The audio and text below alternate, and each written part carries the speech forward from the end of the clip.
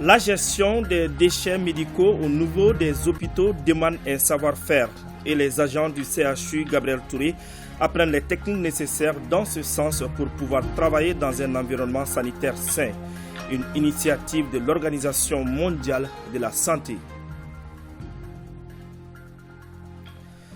Dans ce journal, nous parlerons également de ce voyage intégrateur. Les 3 meilleurs élèves admis au DIEF des académies des différentes régions et du district de Bamako visitent le Mali profond. Organisé par le ministère en charge du tourisme, nous allons vous faire vivre les temps forts de l'étape de Bougouni.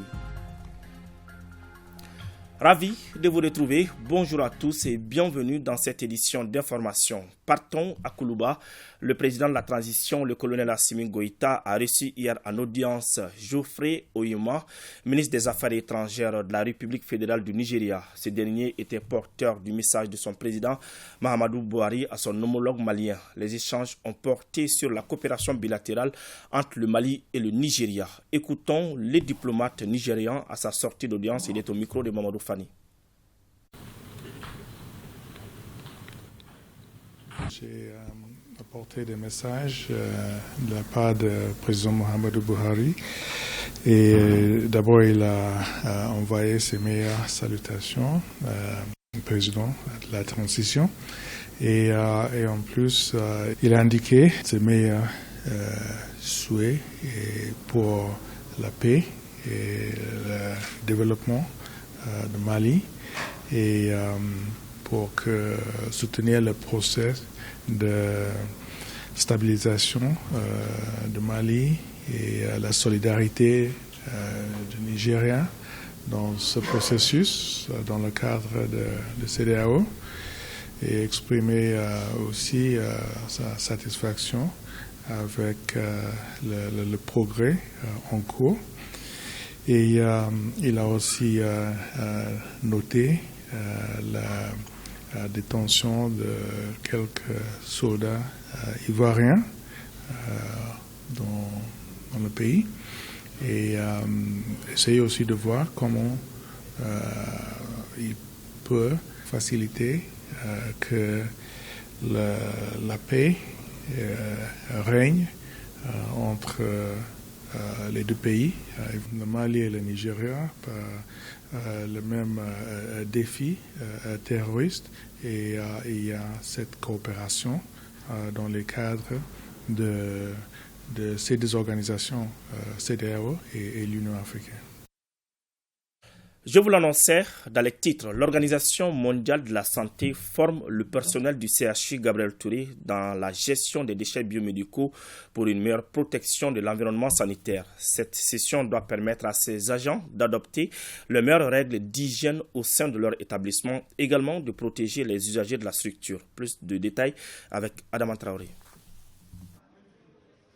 Le ministère de la Santé et du Développement social, à travers son premier responsable, s'engage à former le personnel de ces structures. C'est là dans le but d'ajouter un plus-value aux besoins de performance. Cette session de formation du personnel de CHU Gabriel Touré sur la gestion des déchets biomédicaux, premier déjà, vise à l'amélioration du niveau de prestations des agents. La prise en charge de la santé de la population et dans cette prise en charge, le volet important qui est la gestion des déchets n'a pas échappé à la vigilance des plusieurs autorités et de leurs partenaires historiques qui est l'OMS. En sollicitant l'OMS, on savait déjà que la réponse allait être positive pour nous aider à atteindre cet objectif. L'OMS, partenaire privilégié du ministère de la Santé, s'investit pour une meilleure condition de travail. Ici, nous commençons comme un petit exemple pilote. Si les choses marchent bien, pourquoi pas étendre demain sur d'autres structures. Donc voici un peu l'ambition de l'OMS par rapport aux aspects de l'hygiène et assainissement dans lesquels nous investissons aujourd'hui. Que tout le monde en profite.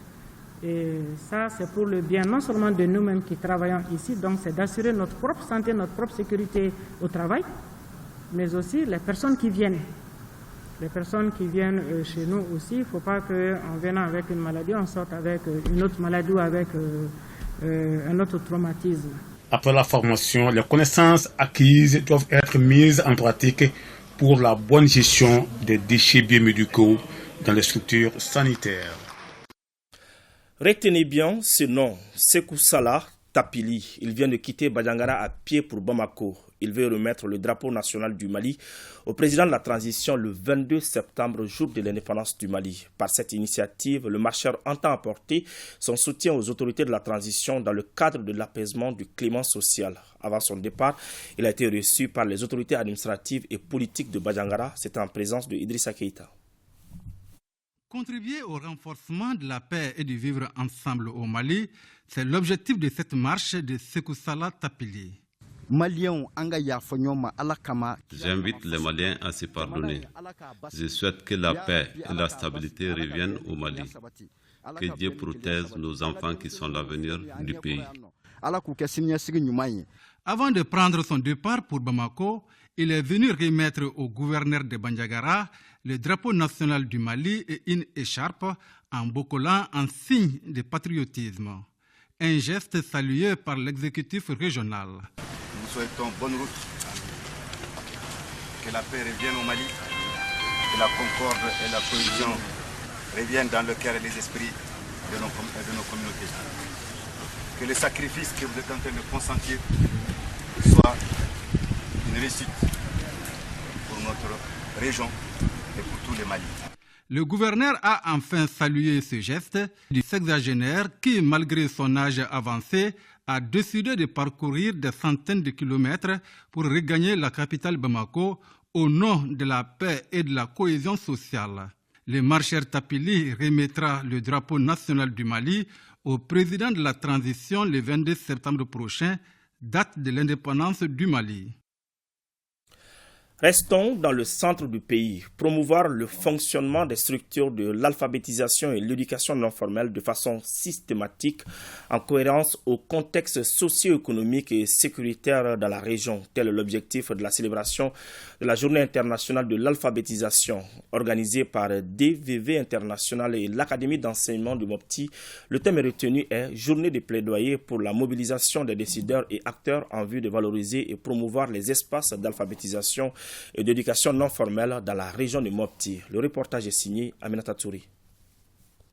La célébration de la Journée internationale de l'alphabétisation est une occasion importante, selon les organisateurs, de faire connaître les acquis et les défis du sous-secteur, nécessitant une prise de conscience et de décision à tous les niveaux. Le thème retenu cette année est « Journée de plaidoyer pour la mobilisation des décideurs et acteurs en vue de valoriser et promouvoir les espaces d'alphabétisation et d'éducation non formelle dans la région de Mopti ». L'alphabétisation est aujourd'hui une des alternatives essentielles pour permettre aux communautés à la base et surtout ceux qui vivent la crise que connaît la région pour pouvoir s'en sortir.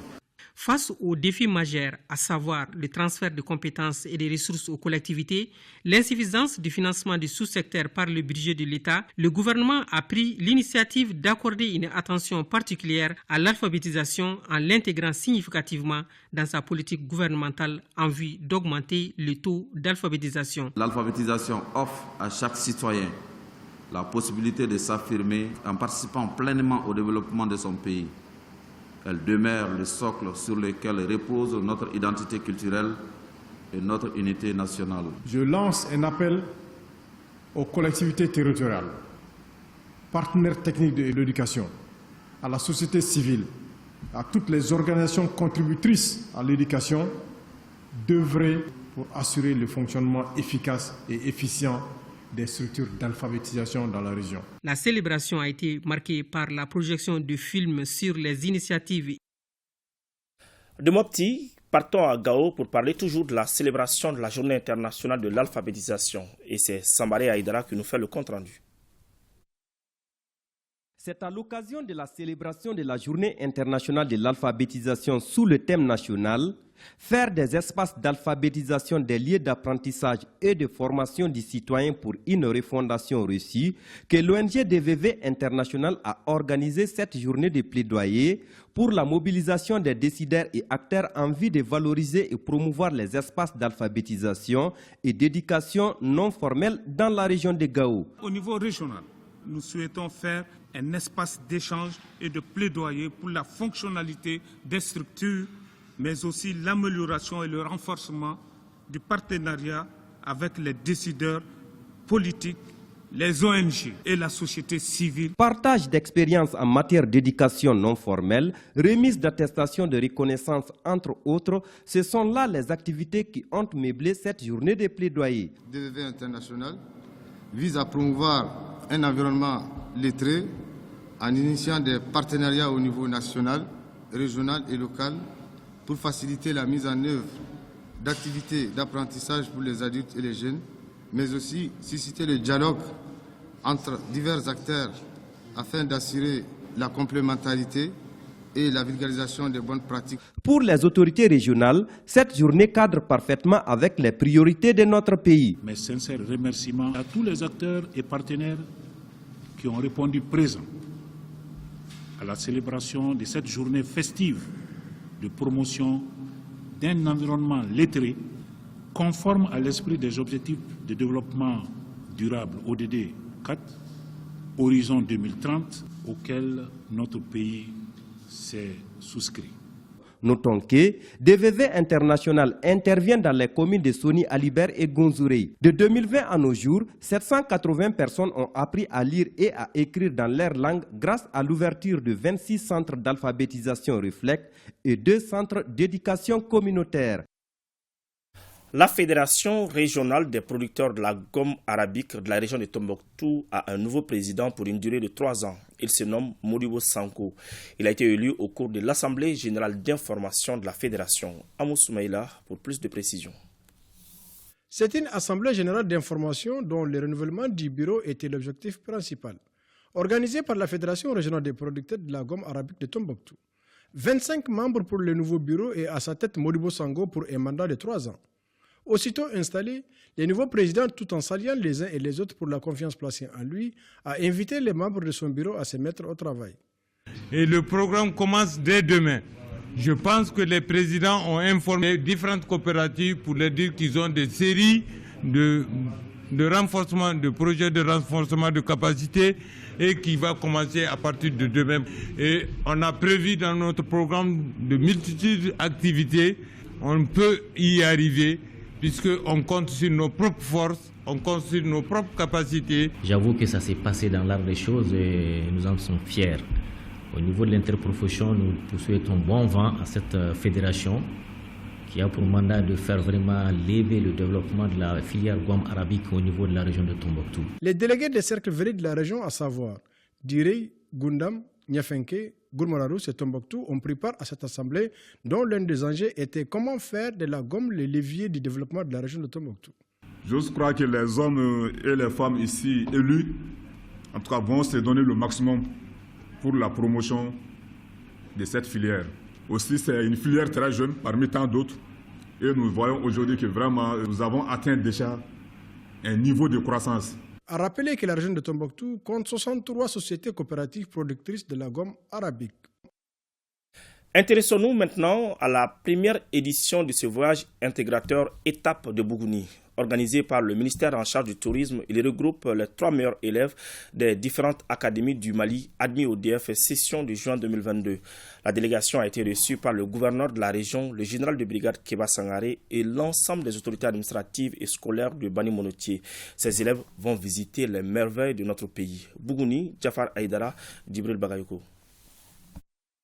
Ce voyage intégrateur première édition est une initiative du ministère de l'Artisanat, de la Culture, de l'Industrie hôtelière et du Tourisme. L'objectif est de faire découvrir les charmes et les merveilles touristiques de notre pays. Cette édition regroupe les 3 meilleurs élèves admis des différentes académies du Mali à la session du DEF du mois de juin 2022. Vous savez, le Mali était habitué à recevoir des visiteurs plutôt internationaux, un tourisme international récepteur. Nous cherchons maintenant à développer ce qu'on appelle le tourisme international, le domestique.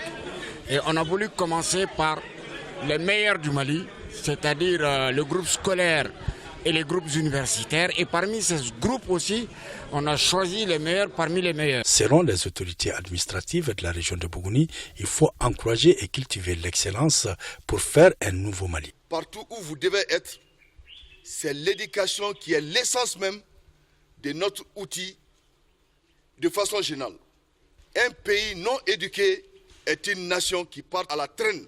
Là, c'est pour remercier de façon générale tout le corps professoral et surtout les différentes académies.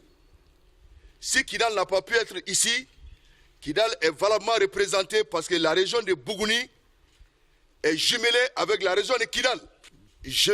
Certes, vous êtes les meilleurs au niveau du DEF, mais j'ose espérer, dans 3 ans, 4 ans, que vous serez parmi les meilleurs du baccalauréat.